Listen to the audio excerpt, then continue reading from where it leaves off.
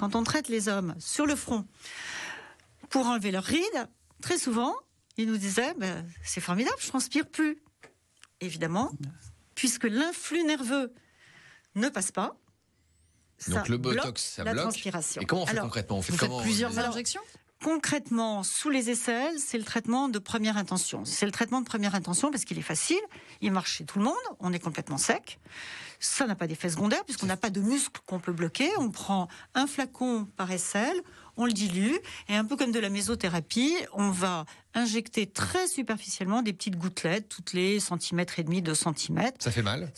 Non, sous les aisselles, ça fait pas mal. Des injections dans les aisselles, dit comme ça. Je ne fais jamais. Alors, les gens pensent que c'est au fond de l'aisselle. Pas du tout. C'est vraiment à 1 mm sous la peau. 2 mm. Je fais jamais mettre de crème anesthésiante. Ça se passe très très bien. C'est pas le cas pour les mains et pour les pieds. Et donc, l'efficacité, au bout de 2-3 jours, on est complètement sec. Par contre, l'inconvénient, ça veut dire qu'on passe de, à 80, on transpire plus du tout. Et donc, les patients que vous voyez sont très contents de ça? Très contents. Mais il y a un hic. C'est que, et heureusement d'ailleurs, le nerf, il va se régénérer, si vous voulez. Et donc, au bout d'un laps de temps qui est en moyenne pour les cas les plus courts, 3 mois et demi, 4 mois, pour les meilleurs cas, 6 mois, la glande sudorale recommence à être effective et on recommence à transpirer. Donc c'est un traitement qu'il faut faire tous les 6 mois.